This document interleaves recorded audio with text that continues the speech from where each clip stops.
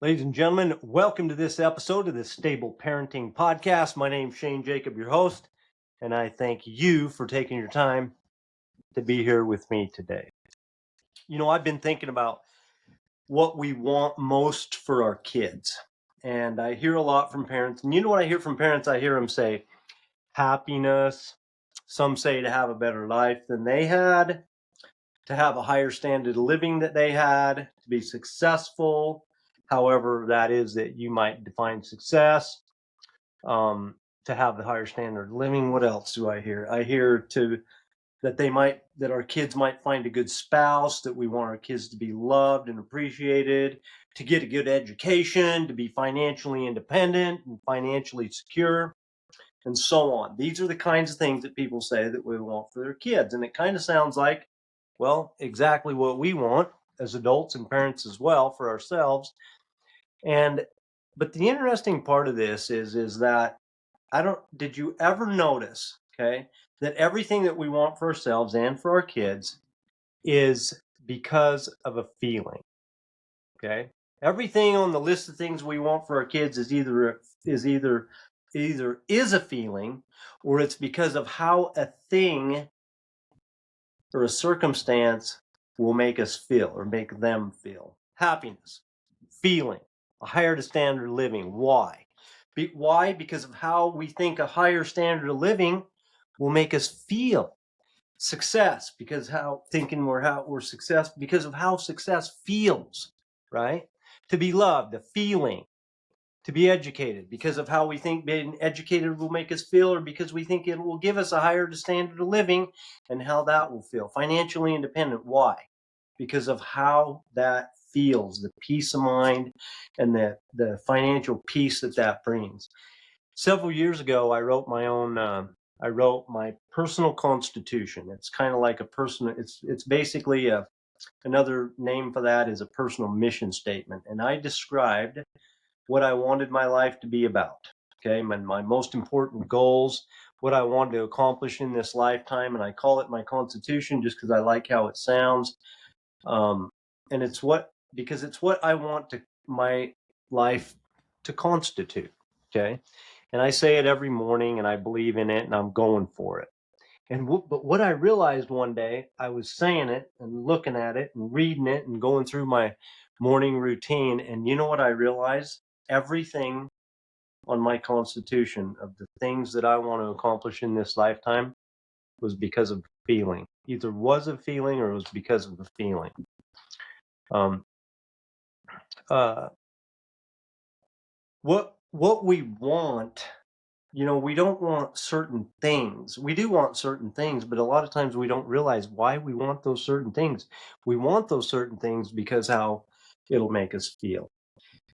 Either having like money, either how having money will make us feel like more secure or safer, or what we can buy with the money will make us, how that will make us feel, right?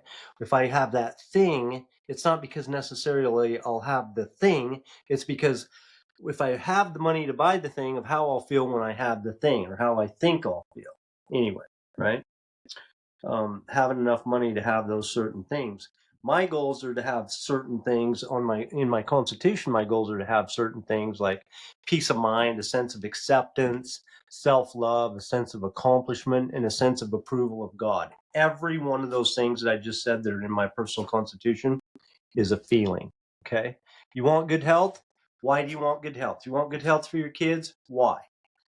Because of how you feel when you're healthy, or the things that you can do when you're healthy, how they make you feel. You don't want to have bad health because of how you feel when you have bad health, when your health is bad. So I'm going to tell you something right now that is amazing. Okay. It might just blow your mind. So just hold on a minute. Just take a quick pause.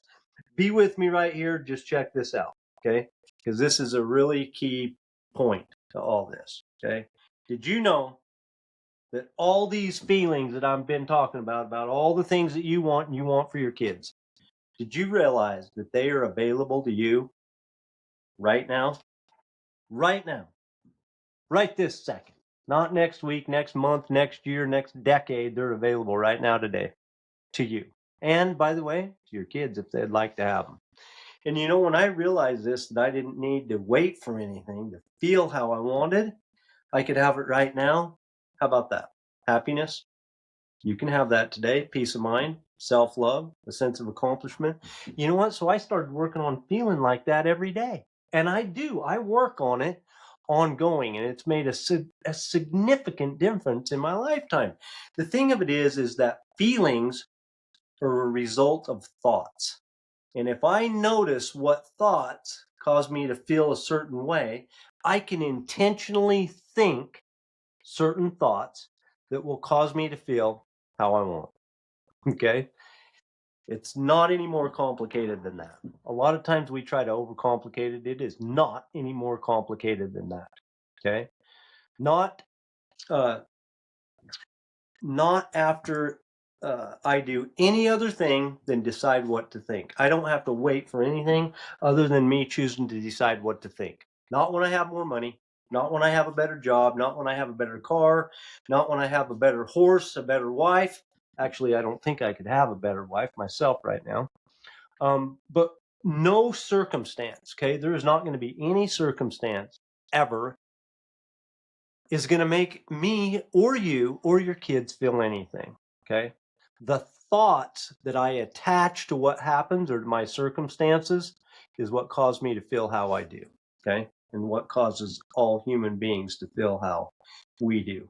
Everything that you and I want to feel right now, it's available. It's available right now. Happier, change your thoughts. More successful, change your thoughts. Loved, change your thoughts.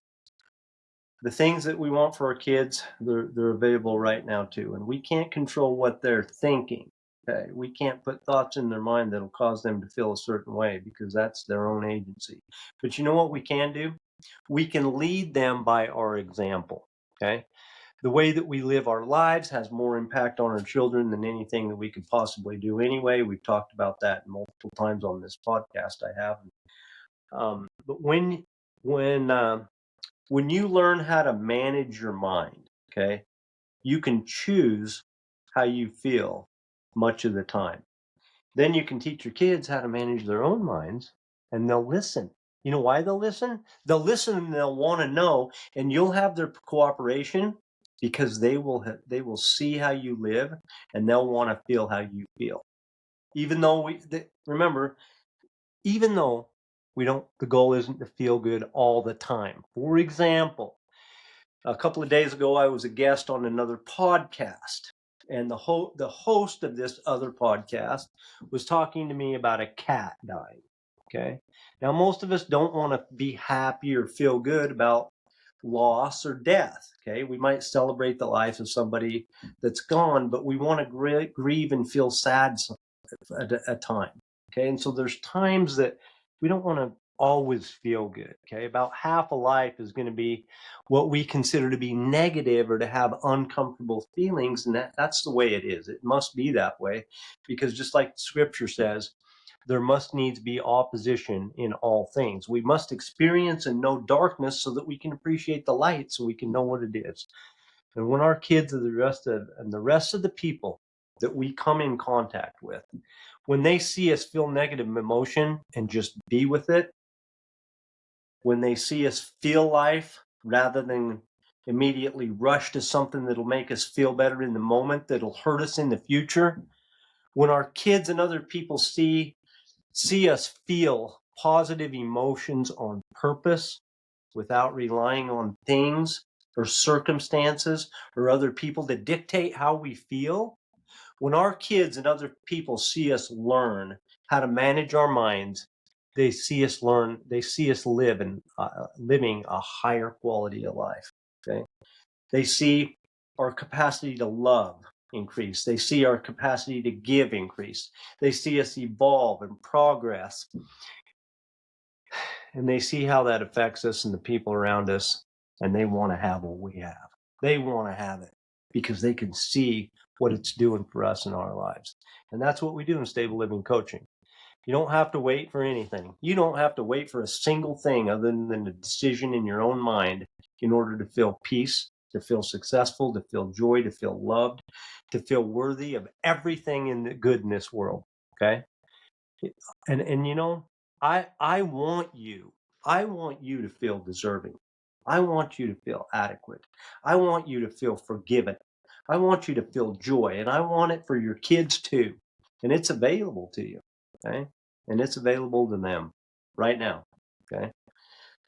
When you uh, when you feel like the total badass that you are, you've increased your capacity to love. You've increased your capacity to connect and to give all that you can to the ones that you love the most. Okay. And I want the very best for you, all the very best that there is. And for you to know that you can have it and you don't have to wait for something to happen. If you want to feel better, feel more in control, not be at the mercy or feel like you're at the mercy of something or someone else. And if you want to live with more joy, uh, I encourage you to join me in Stable Living Coaching. Okay? Right now, we got a free 14-day trial going on. You got nothing to lose whatsoever. You can sign up at stablelivingcoaching.com. I appreciate you, my friends, and I wish you an awesome week. And remember, you cannot fail as long as you don't ever stop chasing it.